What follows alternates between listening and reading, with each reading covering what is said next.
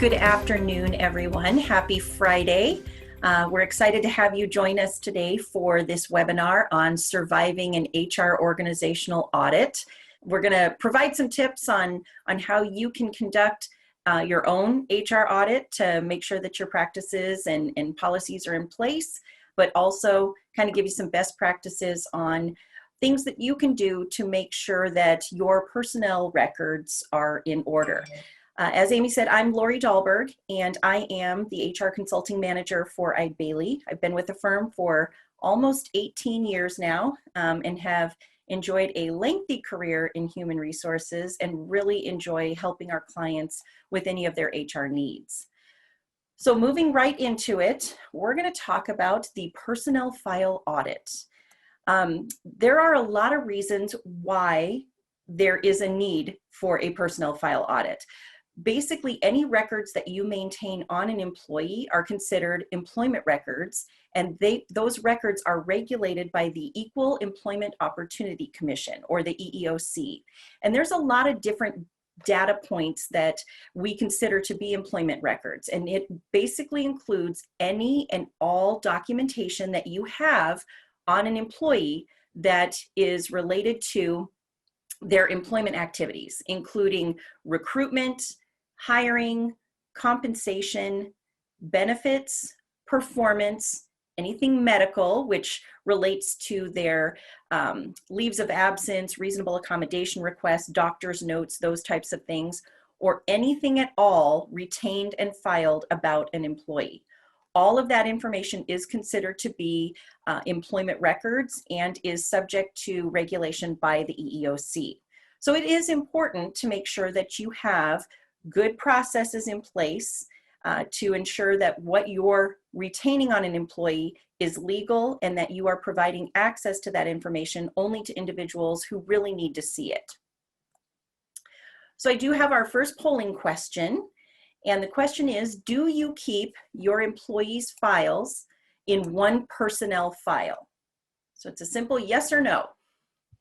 Okay, so it looks like it's 50-50. Some of you do keep everything in one document, and it looks like half of you don't. And I'm assuming that those of you who don't keep it in one document, you have separate files for information, and that's actually the proper protocol when it comes to filing employee information. And we're going to go through that in detail here in a couple of minutes. So following that up, polling question number 2.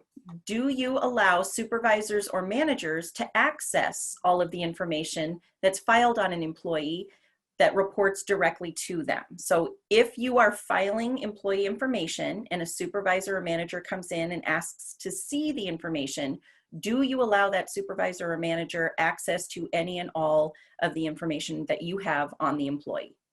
All right, so it does look like a majority of you do not allow supervisors and managers to access everything in a personnel file, and that's actually the correct approach. And if you learned something today, hopefully it will be which individuals should have access to what types of information, because that is something we're going to cover. But you should not provide a supervisor or manager access to all of the information that you have on an employee. And again, we'll talk about that in a little more detail.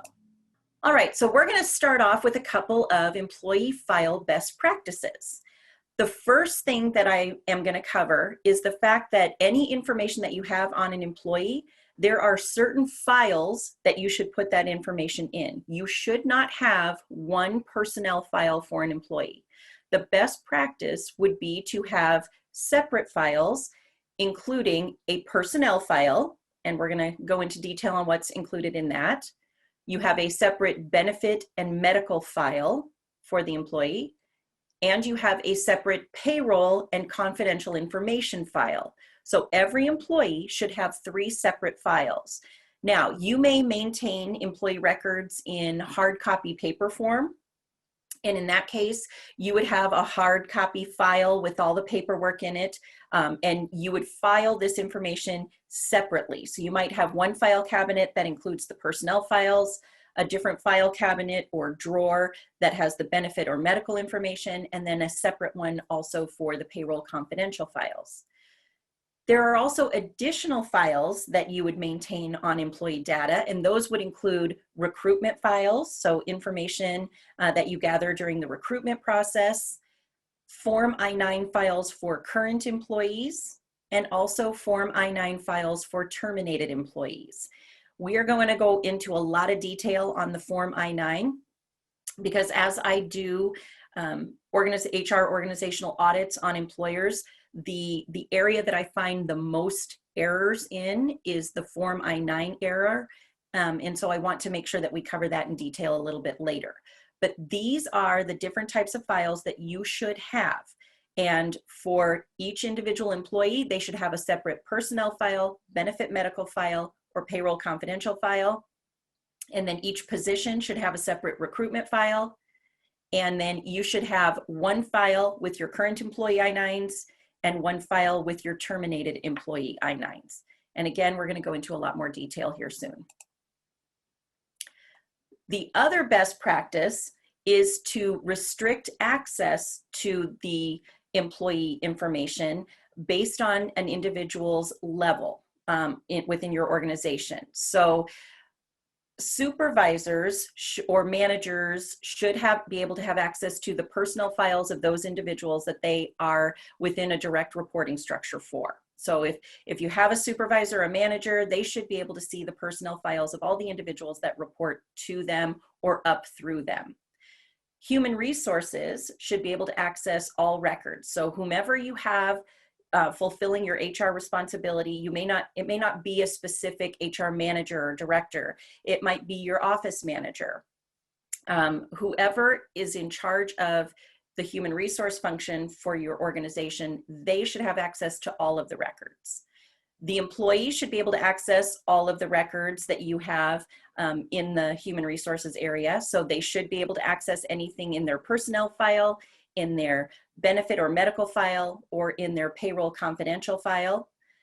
And then law enforcement, if you do get audited or if there's some sort of criminal case and the records are being requested of you, they should be able to access any and all records, as well as the EEOC in case you're being involved in an audit.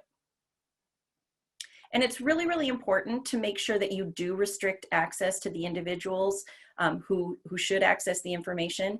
There is a reason that supervisors and managers should only access the information that's in a personnel file. Finding out demographic information or bank account information or benefit information or medical information truly is none of a supervisor or manager's business. Human resources should have that information and then can communicate with the supervisor or manager if there are any accommodations or adjustments to work schedules or time away from work that might be needed. But the exact reason why the employee may need to have a different shift or may need a reasonable accommodation is irrelevant in the eyes of the EEOC. So here are all of the items that would be included in the personnel file.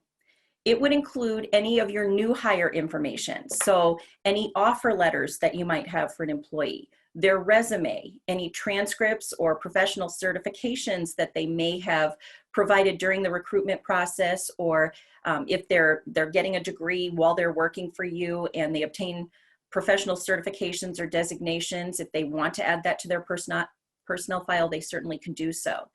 If you do any kind of a staff agreement or an employment agreement, you'll want to put that in their personnel file. It also includes any confidentiality or non-disclosure agreements, any non-compete agreements, all of those acknowledgments that employees tend to sign when they first come on board. All of that should go into their personnel file. You also can retain performance documentation, and that would include any performance evaluations. If you have a formal performance evaluation process, you can include that information in here.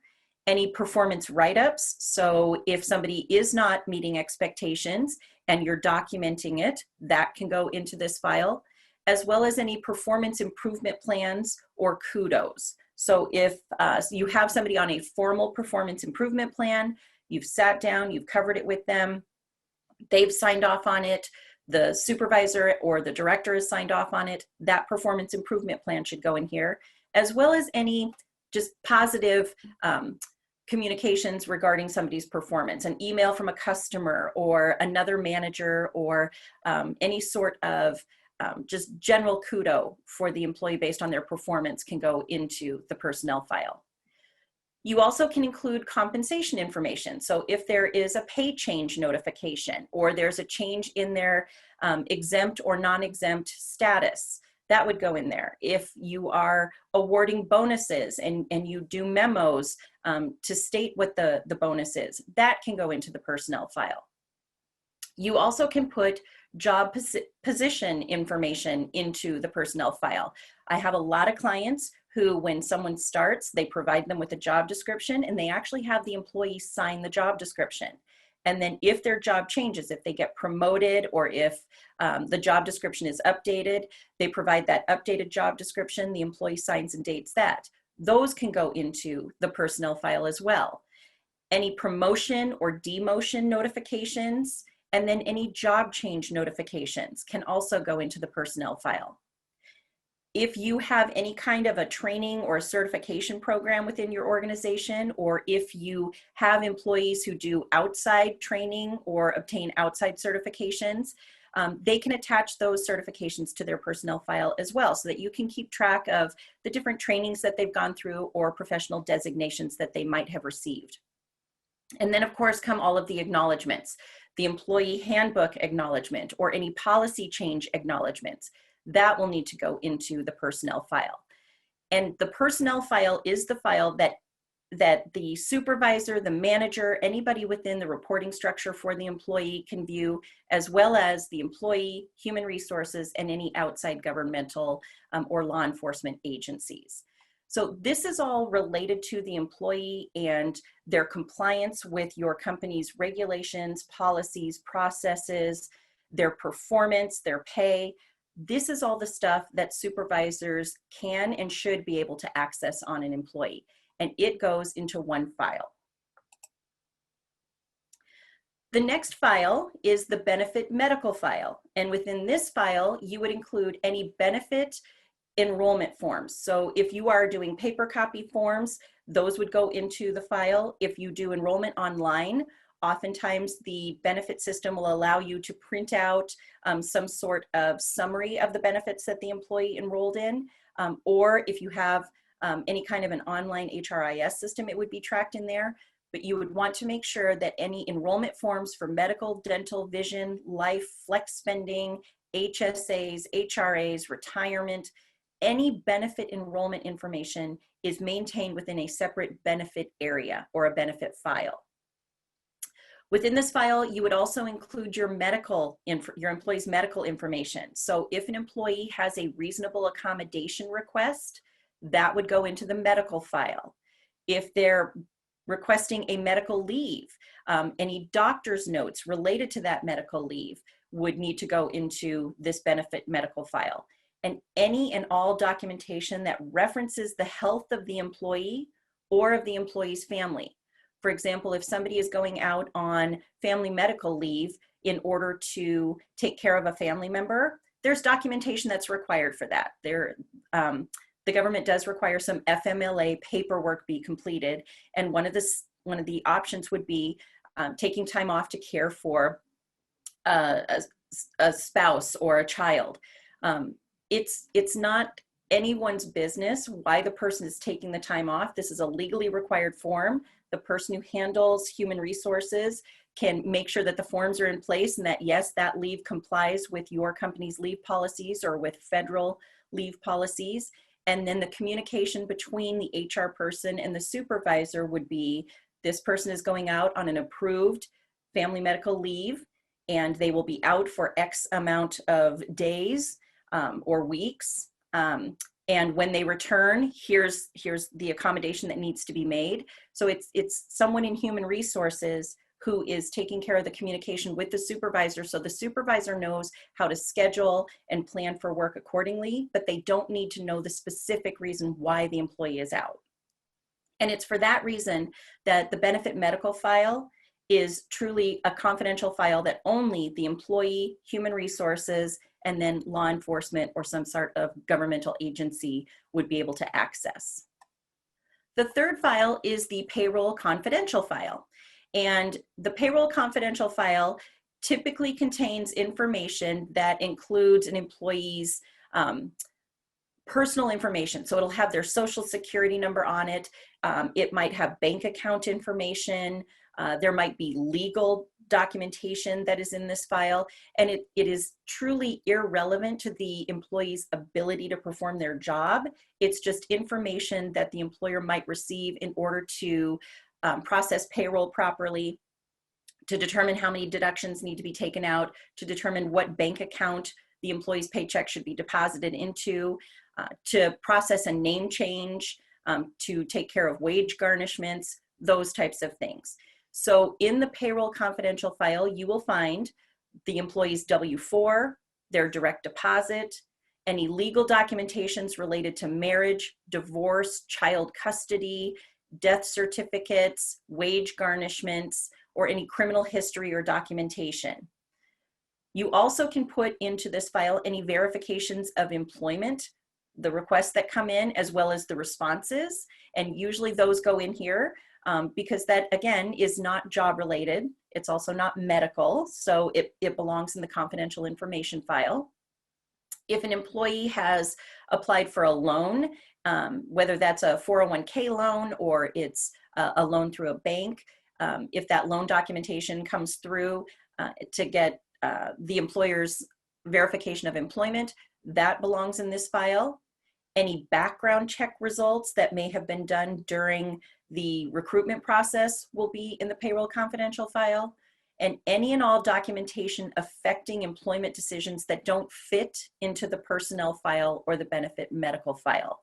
Usually you will find any types of harassment investigations or workers' compensation claims or things of that nature belong in the payroll confidential file because, again, you don't want individuals viewing that information who really don't need to be viewing it.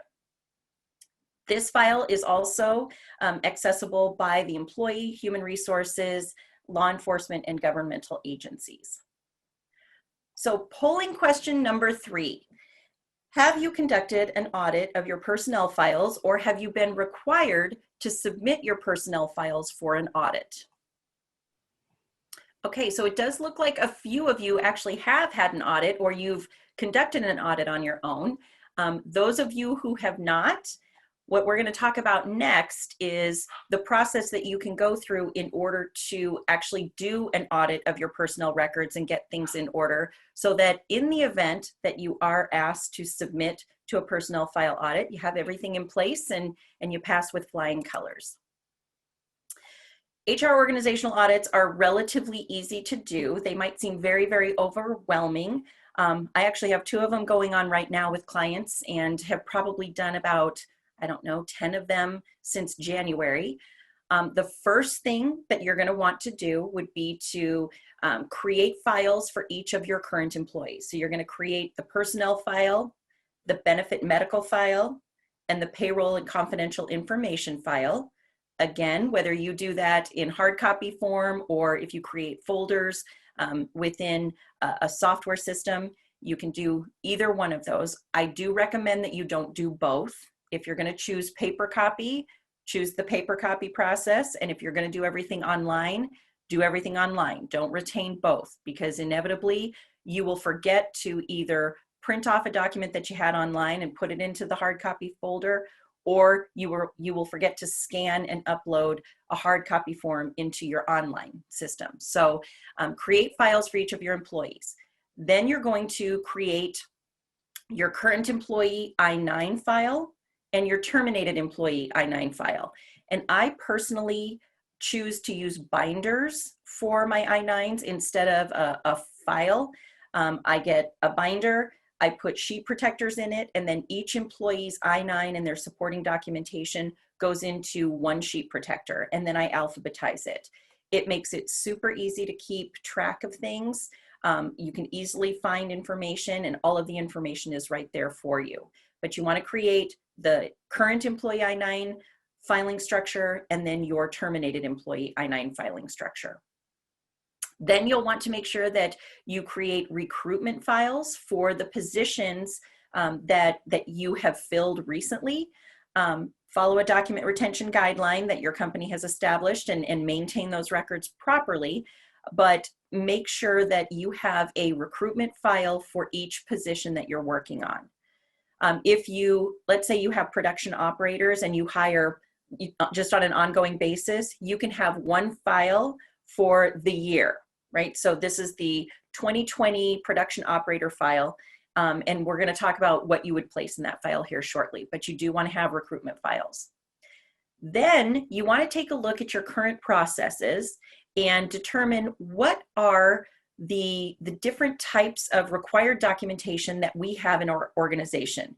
Do we have an application for employees or for candidates to fill out before they get hired? Do we do a formal offer letter? Is there a staff agreement or an employment agreement, a confidentiality agreement? Is there a non-compete or a non-disclosure? Do we have a do we tend to do W-4s and direct deposit? And is there a different type of payroll form? Is there a state required form that we have to submit on every employee? Do we like for every employee to fill out an employee contact information sheet or emergency contact information sheet? Do we do performance evaluations on a regular basis? Do we have a handbook acknowledgement form or a policy acknowledgement form? Do we do hard copy benefit forms? Think about every single form or documentation that employees typically will have when they are a member of your employment, right? So anything that an employee should have in the file, you're going to want to list that out. I tend to do this in an Excel spreadsheet where I put the list of employee names down the left-hand side in the first column, and then across the top, I put each and every document that an employee should have in their file. Now, you may have some employees, like sales employees, who might also have a commission structure.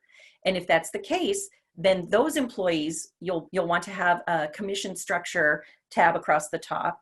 But not all employees will have a commission structure in their personnel file. You're really looking for those documents that you truly require of your employees. Then what you're going to do is you're going to go through every employee's file that you have, and you're going to see what they actually have in their file. And you'll put a check mark in the box on the spreadsheet that corresponds with the employee and the document. And by the end of that, you will be able to see which employees are missing which pieces of documentation. Like you might have employees who don't have a signed policy acknowledgement form, and you will definitely want to make sure that you have that. You might have employees who didn't get a confidentiality agreement signed. Again, you're going to want to make sure you get that information.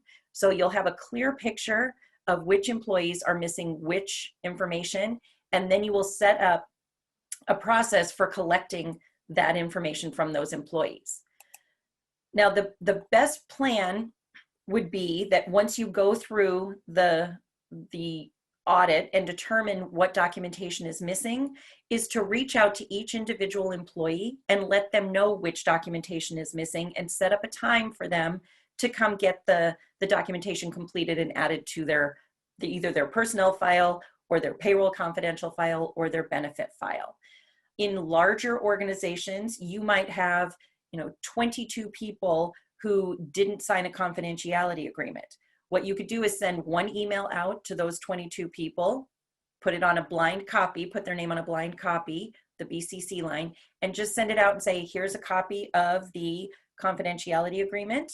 In a recent audit, we found that we do not have your signed copy on file. We need for you to complete this and return it to us by this date. Do not give employees longer than 2 weeks to complete the form. I actually recommend giving them 1 week. Certainly you're going to have some people who are out of the office for that week, and those are the exceptions, but give a short period of time, allow employees to complete the documentation and get it turned in.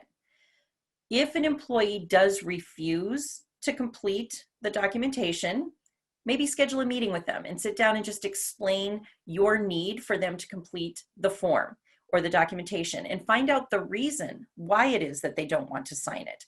You can make a note of their refusal to sign the form or ask them to just indicate on there that they're refusing to sign it. And depending upon what the form is, you may or may not make it a condition of employment.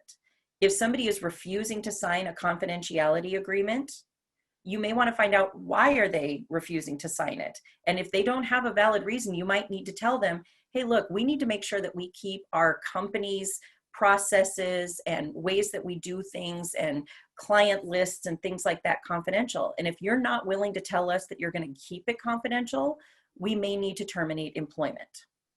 It's very, very rare that that happens.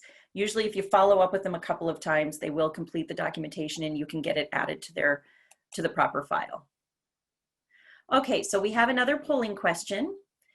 Do you retain the documentation that you gather during your recruitment or hiring process? So if you have someone fill out an application, they come in, they do their interview, and you take notes, you fill out an interview feedback form, you gather a background check, any of the documentation that you gather during your recruitment process, do you retain that information?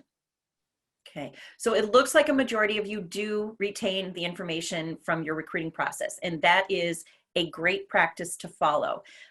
There's a lot of reasons why you might want to, right? First of all, having documentation when you are interviewing a number of candidates helps you remember one candidate from the next. If you interview more than 3 people, I can guarantee you're going to start mixing people's skill sets up. So having things documented definitely makes it easier for you to make your decisions. The other reason that you want to retain it is if you are audited or if somebody makes a claim of unfair hiring practices against you, you have documentation that you can go back to that shows, here's the reason why we chose the person that we chose, here's the reason why we didn't choose you. And it kind of keeps you out of sticky situations. The other thing is that, let's say you extend an offer to somebody and they refuse it, and then you go and you extend an offer to somebody else, and then months down the road, you open up the exact same position. If you've retained that information, you can actually look at some of the candidates that you had interviewed previously and go back to them to say, hey, we just had another opening. Would you be interested in considering our position? So having the recruitment documentation really helps just keep things organized and allows you the opportunity to really choose between different candidates, and also provides you with that documentation in case something goes wrong down the road. So recruitment information, these are the types of things that you're going to want to retain in recruitment folders. First of all, you want a separate position or a separate folder or file for each position. Again, hard copy folders, or if you do things online, just maintaining a separate online folder for them works as well. You want to organize it by position. You also want to organize the candidates by their status. So the first candidates that you want to see organized would be those that you hired. Then you want to see the candidates where an offer was extended, but they weren't hired. Maybe they rejected your offer. You want the status of interviewed and not selected. If you do any kind of pre-screening, like a phone screen or an initial pre-screen, you'll have that status. So phone screened, not selected. You're going to have the candidates who they applied, but they just were not qualified. So their status is not qualified. You are going to have candidates who withdrew from consideration, and it's always good to have those in a section and to indicate at what point in the process did they withdraw. Did they withdraw before they were interviewed? Did they withdraw after they were interviewed? Did they withdraw after you really had expressed some interest? At what point did they withdraw from consideration? And then if you do any kind of background checks or references, you want to make sure you have the status of failed the background check or some sort of testing. The types of information that you want to retain include the resume, the application, and if you do not have an application currently, I don't care what size your organization is, you should have an application. An application can just contain basic information, the employee's name, their address, phone number, contact information, whether they have the legal authorization to work in the United States or if they would require sponsorship. You can find out about their educational history, their employment history, and then the most important aspect of an application is what we call the applicant's covenant, that states, it's just a statement that says, I attest that the information provided on this application is true, and that I provided details to the best of my ability, and that they understand that if any of the information is found to be falsified, it would be grounds for no longer being considered for the position, or in the event that they have been hired, it would be grounds for termination. You definitely want to have that applicant's covenant on your application. And I do, again, recommend that, that you have an application for every candidate. So that's one thing, the application. Then you would keep in this file educational transcripts or certifications for the employee, their phone screen notes or any interview notes, and make sure that you work with your supervisors, managers, anybody who is doing interviewing to ensure that they are not putting any type of discriminatory comments in their interview notes. Even things as stupid as, you know, the girl with the blonde hair, that shouldn't be in an interview note, right? Write details that help you understand who that person is without going to physical appearance. It keeps you safer that way.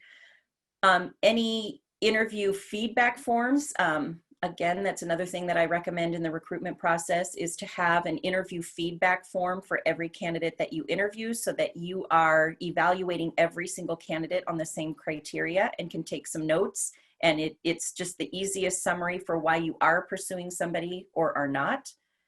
Background checks or testing results, any offer details, and if you are having them complete the voluntary EEO information, which you should be, then you'd want to include that information. So you would have this information on each candidate, it would be kept together, and then you would file it according to whatever their applicant status was, whether they were hired, they had an offer, they withdrew, they were interviewed, not pursued, those factors. Now, there are a lot of pieces of information that you're retaining in the recruitment folder that you also would retain if you do hire the person. So you would want to keep their resume and their application, their transcripts, those types of things in the personnel file. And then if you have background checks or testing results, you can keep those in the confidential file as well. But it's also good to have them right there together in your recruitment folder. In the event that you are audited, you don't have to go back and forth between multiple folders. You have all of the information that you need. EEO information and any testing results should really only be accessed by HR, and that includes background checks. I know that when background checks come in, people feel the need to want to know what a candidate's background check looks like. But trust me when I say that there's going to be a lot of information in the background check that individuals outside of HR just really, they wouldn't know how to handle it properly.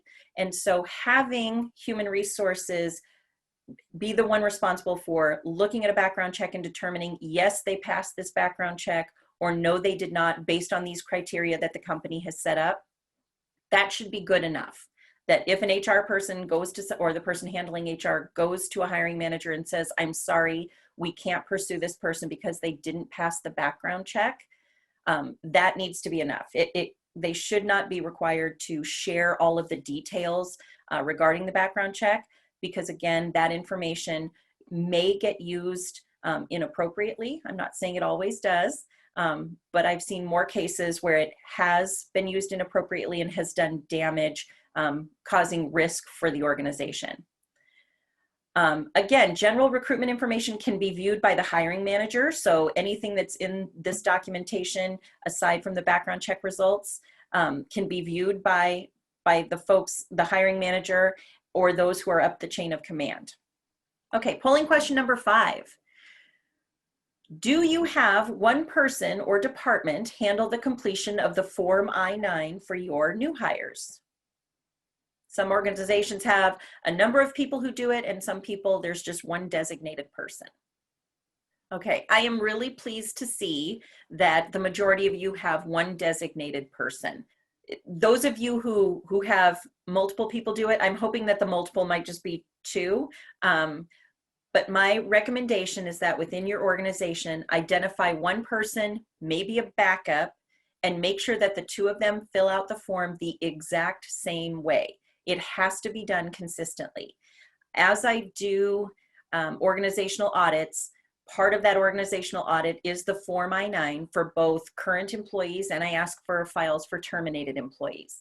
And I would say in 100% of the audits that I do, there are errors. And most of the time, about 95% of the I-9s are done incorrectly.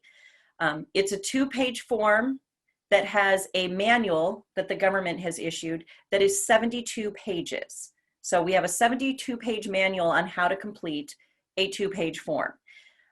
What I want to do now is to just kind of go through the Form I-9 because it is one of the areas where employers can be fined significantly, and they're so easy to correct and audit that I feel we'd be doing a disservice if we didn't cover this topic a little bit more in detail. So the I-9 forms, this falls underneath that other files that you maintain on employees. As we've discussed previously, there is a current employee Form I-9 file that you will have, or binder, and then there is the former employee Form I-9 binder or file that you would maintain. For the current employees, you do have to maintain I-9 forms for all of your current employees. If you are missing one, you need to get that employee to complete the Form I-9 immediately. With the current employee Form I-9, you are keeping pages 1 and 2 if it's the current version. Much older versions have just page 1. So if you're a business that's been around for a while, some of your I-9s may only be 1 page. And then you should retain copies of the employee's work authorization documentation. So whatever documentation they provided to prove to you that they're authorized to work in the United States, making a copy of that documentation is a best practice. It is not legally required, but it sure helps things when you're trying to do an audit and figure out if things have been done properly. For former employee Form I-9s, you're going to maintain the exact same data. So page 1, if it's an older form, or pages 1 and 2, if it's more recent, and then copies of the employee's work authorization documentation.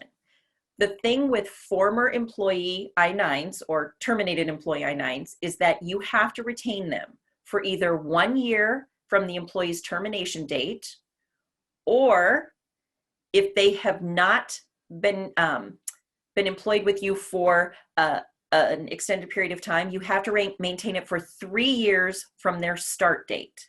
So if someone started with you on January 1st of 2020 and they left in June, you have to maintain their I-9 form until January 1st of 2023. Hold on, 1, 2, yes, 2023. So 3 years from their start date, because they had not been with you for a period of 3 years, okay? Somebody who started with you in 2015 and left in June, you would be able to destroy their I-9 documentation in June of 2021. So it's only 1 year from their termination date or 3 years from their start date, whichever is later.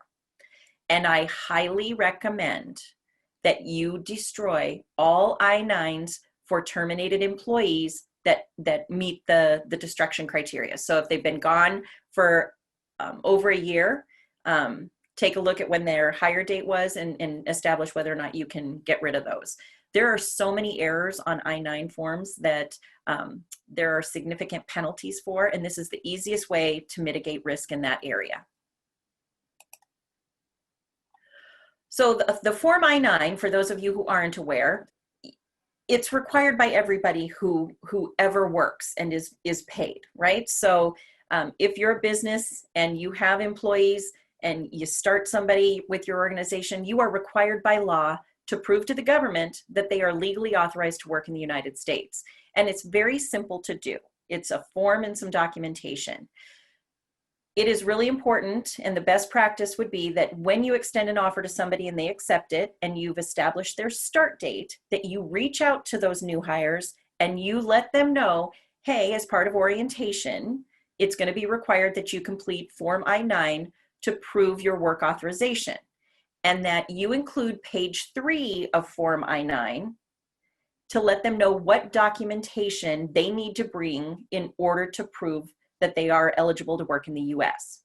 Okay, give them as much notice as you can. because some of the documents include passports, military ID cards, driver's license, birth certificates, social security cards. And some people have those on file and some people don't. And so you want to provide them with enough time to reach out to whatever hospital or government agency they need to get a copy of their legal work authorization documents in the event that they don't have them just at home in a file. Okay, employers should then designate a specific person to complete the Form I-9 on day one. It should be part of orientation. Now, a new hire can complete the form before they start, and an employer can certainly review the information before they start. Typically, the first day of employment is the easiest, or if you're doing it online, again, they can do it ahead of time, but you are legally required to complete Form I-9 and prove work authorization of your hired employees within 72 hours of their start date. If someone does not complete that form within 72 hours of their start, you either have to suspend their employment or terminate their employment until they can provide legal work authorization. If you don't do that, you put your organization at risk for significant penalties. And with immigration being a hot topic right now, you want to avoid that risk at all costs. All right, so what employers will do is the employee fills out page 1 and provides documentation. The employer then reviews page 1 to make sure that every single box is filled in, including middle initial, other names used, and apartment number. Those are by far the biggest corrections that I see that need to be made on I-9s. If there is no middle initial, if there is no other name used, and there is no apartment number, the employee needs to indicate NA. Okay, they can't just put a dash through it. They have to put NA on that statement. The employer then reviews the remainder of it, so they make sure that the employee has indicated a citizenship status, whether that's they're a citizen of the United States, they're a legal permanent resident, they're here on an alien registration card, or they have a work visa. The employee has to indicate what their status is, and the employee needs to sign and date the form and indicate if they have used a preparer or a translator. So that's page 1. So the employer looks over that information to make sure everything is complete. They then go to page 2, and the employer fills out everything on page 2. That includes everything from the top line where they indicate the employee's last name, first name, middle initial, and their citizenship status, to the documentation that the employee is providing, and then they sign and date and fill out the entire work-related section in the certification area and indicate the employee's start date. The employer will also make copies of the work authorization documentation that's been brought, and they attach that to the Form I-9. And just a little tidbit here, the Department of Homeland Security, Immigration, Customs, and Enforcement has increased Form I-9 audits by 60% since 2018. And that just kind of goes along with immigration being such a hot topic. Section 3 of the I-9 should only be completed if you are re-verifying someone's employment, so or their work authorization. So they're here on a work visa that has expired and they're bringing you new work visa documentation. You would fill that section out because they're re-verifying their work authorization. Or in the event that someone left your organization and came back within a year, within the same year. They don't have to fill out a whole new one. You just have to re-verify that their work authorization documentation is still current, okay? Employees who are rehired after 3 years of the original completion of their Form I-9 have to complete a brand new one. But we usually say that if it's within a year, you want to take a look at things because usually documentation does expire pretty quickly. The thing that you need to keep in mind, and this is where a lot of employers get into trouble, is that you have to allow the employee to choose what documentation they're going to bring from their list of acceptable documents. You can't tell an employee in an email or even in a phone call, bring your passport or bring your driver's license and your social security card. You have to tell them, I'm going to provide you with a list of documents. You can either bring one item from list A, or you need to bring one item from list B and an item from list C. You cannot tell them what documentation to bring. The other thing you cannot do is to over document. So if someone brings a list A item and they bring something from list B or list C, you should not keep the list B or list C item. You should just do the list A item, okay? Over documentation will get you into a lot of trouble because the government sees that as you are, you're trying to get more information out of somebody than is legally required, and that could be discriminatory. So if somebody is providing you with, let's say, a passport, and their last name happens to be Gonzalez, right? But it's a US passport. Their last name is Gonzalez, and you are also requiring them to bring their social security card. They might say that you're discriminating against them because their last name sounds Hispanic, right? And that may not be the case. Maybe Mr. Gonzalez provided both of the forms of documentation and you just made copies of them. Don't do that. Just do the list A item or a list B and a list C item. So correcting I-9s is really easy. What you do is you take a look at all of your Form I-9s, you go through it with a fine-tooth comb, you make sure every single section is complete. If there are any missing pieces of information on page 1, the employee has to make those corrections, okay? And if there is any missing information or incorrect information on page 2, the employer has to make those corrections. Corrections can be made by either drawing a line through the incorrect information and then entering the correct information and initialing and dating it.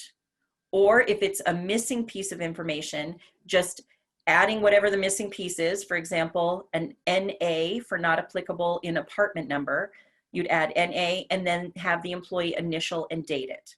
Okay, so you are documenting that you audited it, you found an error, and you're making a correction.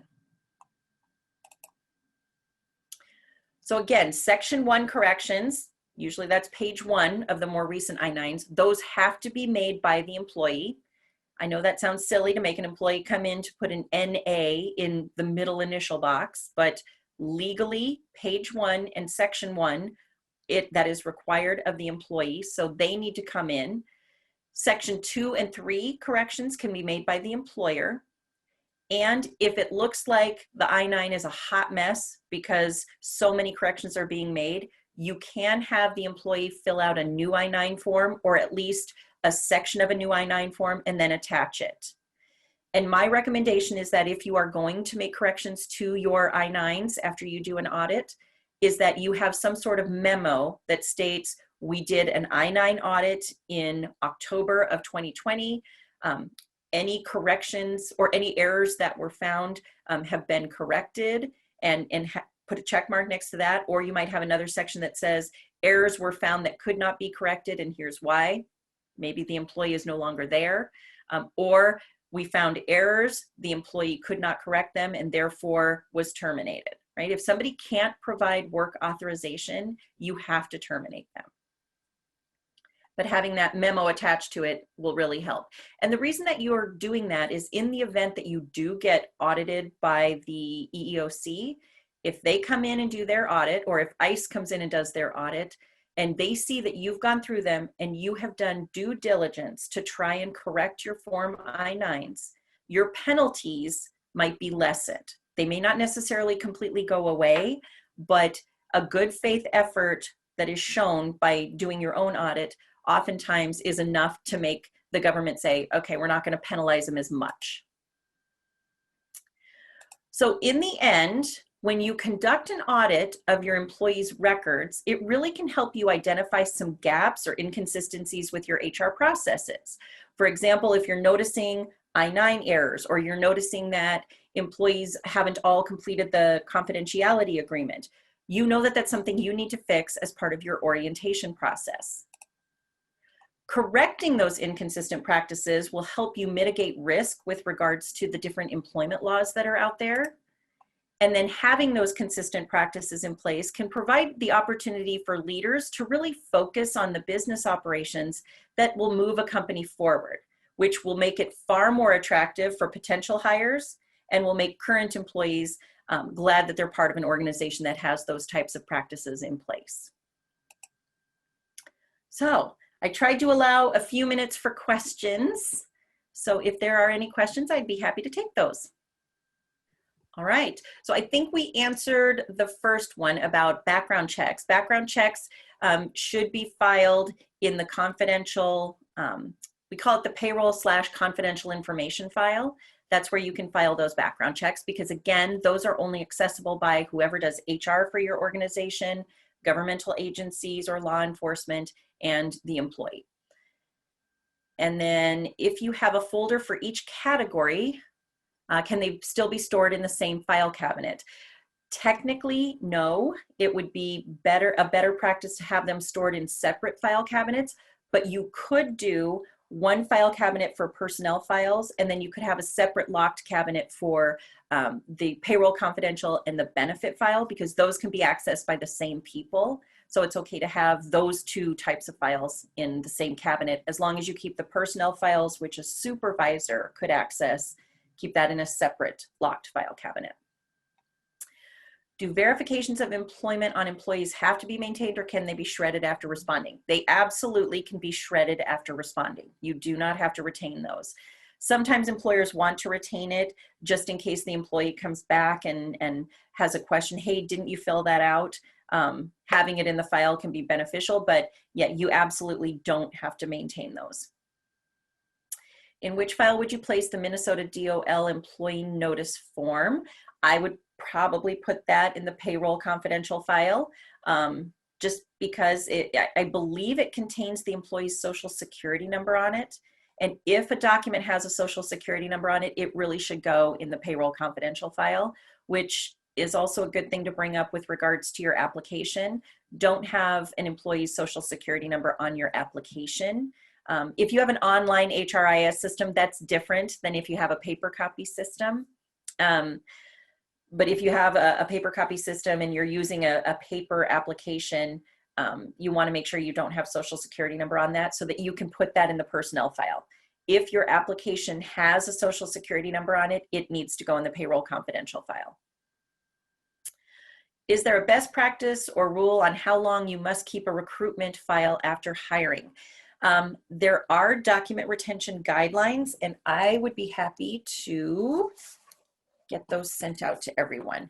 There are different circumstances for different types of files. Recruitment folders, I believe they say it's between 1 and 3 years that you should maintain those. In some cases, you might want to maintain them for longer. Like if you have really difficult to fill positions and you have a couple of great candidates, you might want to retain those files longer, because let's say 4 years down the road, you're opening up the same type of a position. You can go back to those, take a look at who some of your really good candidates were, and reach out to them and say, hey, I remember talking with you years ago. We have this great position. We'd love to consider you for it. But I think from a document retention perspective, it's between 1 and 3 years. But I will make sure I get a document retention guideline out to everyone. My understanding is that we just have to be consistent. So if I write all the information on page 2 and retain the employment authorization page, then can I shred the documentation? You are correct. You don't have to maintain work authorization documentation copies. I'm just telling you that it is far easier to do a personnel file audit and to make sure that your documentation is correct if you do retain copies of the work authorization. You are not legally required to at this point. Any audits that I do, if they don't have documentation, I can't really verify whether or not the person filled out the information correctly. And so usually those are just spot check audits, and they don't do a lot of service to the employer. But you do not legally have to retain the copies of work authorization. If you do, you have to maintain it on everybody. And if you decide that today you're going to move forward retaining documentation, I would make a note, make a memo that says on, October 9th, 2020, We updated our Form I-9 process to include retaining copies of all work authorization documentation. So any new hires moving forward will have that information and put that in your Form I-9 folder. Or if you decide not to have it, do the same thing. And then you can shred that documentation. Can you make the I-9 corrections via scanning it to the employees since we're working virtual? You can. So what you would do, you want to make sure it's the employee making the correction. So the best practice if you're in one location would be to send the I-9 to the employee with a list of the information, or schedule a Zoom meeting or a team meeting or something where you can see them face to face. You can walk through the correction with them. They can make the correction. You're telling them, all right, you need to put NA in the middle initial box and in the apartment number box. And I need for you to initial and put today's date on those entries. And then as we scroll down, I need for you to check that no preparer or translator was used for this, or you need to make a selection as to whether or not a preparer or translator was used for this. Okay, great. I see that you've done that. Go ahead and scan that and send it back to me. But you want to make sure that it's the employee making the corrections. Wasn't there an update that no longer requires the NA? Not that I'm aware of. There may have been one, and maybe it's because of the well, actually, if you're doing your I-9s online, it automatically puts NA in it. So that's the only reason why I'm thinking that that's still necessary. I have not heard that it's not necessary. And it certainly doesn't hurt to have it, to make sure that everything is in there. They may not be penalizing people for not having NA in apartment number or other names used or middle initial. That might be the case. So I apologize that I don't know for sure there. For the employer section, what do you recommend for making corrections if the person that originally completed the form is no longer there? That is okay. If the person who no longer completed the form is there, you are doing it, so it's your initials, and then on your memo, you might just indicate that the person who completed this form is no longer here, corrections were made by, and then put the name of the person who's making the corrections. I recently audited some I-9s where the person who did them, it was back in 1998, and they made the exact same mistake over and over and over again. Some of the common mistakes, for those of you who want to stay on and listen to this spiel, when you're listing the documentation, a US passport, the document type is passport. The issuing authority is not the United States. It's the the US Department of State. Document number is usually on there correctly, and the expiration date is usually correct. For List B items, the most common errors, it is a driver's license. The issuing authority is the state of North Dakota, state of Idaho, state of Minnesota.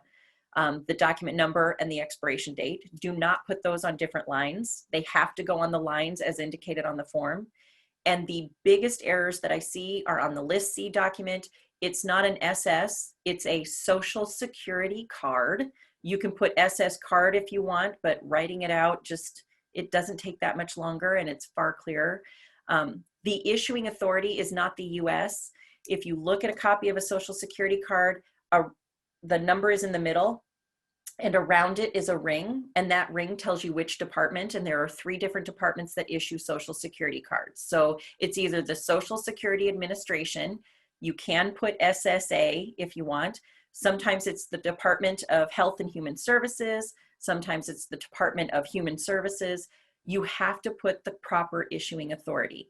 And then comes the Social Security card number. Do not put those on different lines.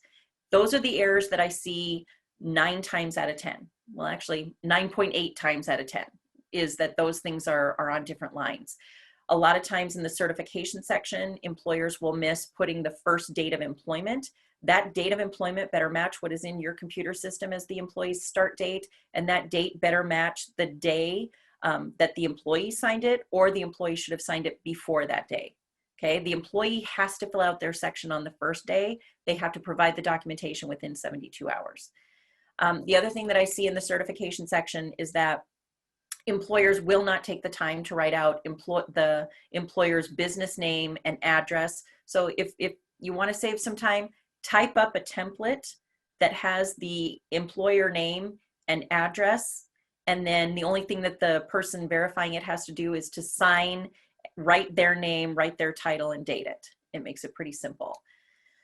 Do you have to re-verify outdated documentation? Not if it is there's only some documentation that has to be re-verified. That would be work visas or individuals who are here that don't have permanent legal authorization to work. Okay, so if they're here on a work visa, if they have there are some alien registration cards that do not require verification. You'll want, if you get something out of the norm, Google it. Google it and see if it's a documented that needs to be re-verified, because there are a lot of documents that don't. An outdated passport, an outdated driver's license does not need to be re-verified, as long as it's a US passport that proves permanent work authorization. If you have multiple I-9s for one employee, do you have to keep them all? Well, if you've filled them out, you might want to retain them and just put notes as to why you have multiples. If somebody was rehired, let's say they initially worked for you in 1990 to 1995, and then they left for 5 years and came back in 2000, per document retention guidelines, you could destroy that first I-9. So I wouldn't retain anything that you don't need to retain. If you have multiples because they left after a year and came back and you redid it, you might want to retain those. But if it's a situation where somebody's left and they've come back well after that 3-year period, you can go ahead and destroy the initial one and just retain the current. And recommend a good template to use for employee performance reviews. Oh my goodness. So that's a great question. Performance reviews are really dependent upon the company and what it values in its employees and what it expects of its employees. There has been a trend towards moving away from the rank them on a scale from 1 to 5 in 17 different areas and more towards having open conversations. I find that works really, really well for service organizations, where you sit down with the employee and you talk about, okay, what are the things that you got accomplished since we last spoke? And let's talk about those. And what were some of the struggles or the hurdles that you had to overcome? And what type of support do you need in order to get over those hurdles and to work through those struggles? And what are some of the goals that you're going to have moving forward? So it's more of a dialogue and you're just documenting it, but you make sure that you're doing it on a regular basis. For other types of organizations where it really is, this is our goal, this is what we have to achieve, and if somebody's not doing this, they're not doing their job, then you would have more of a, here's the expectation and here's where the employee ranks on doing it. They either met the expectation, they're working towards meeting the expectation, or they have the ability to meet the expectation and they just aren't. We're kind of getting away from that exceeds expectations kind of a ranking, which for those of us who are overachievers, we don't enjoy that as much, but hitting meet expectations is a good thing. There is no template for a performance evaluation. It's just something that it should be specific to your organization and what you're trying to achieve. Yes, you can save electronically and electronic signatures are acceptable so long as they're those ones where the employee has an electronic signature, they sign it and it timestamps exactly when they did that.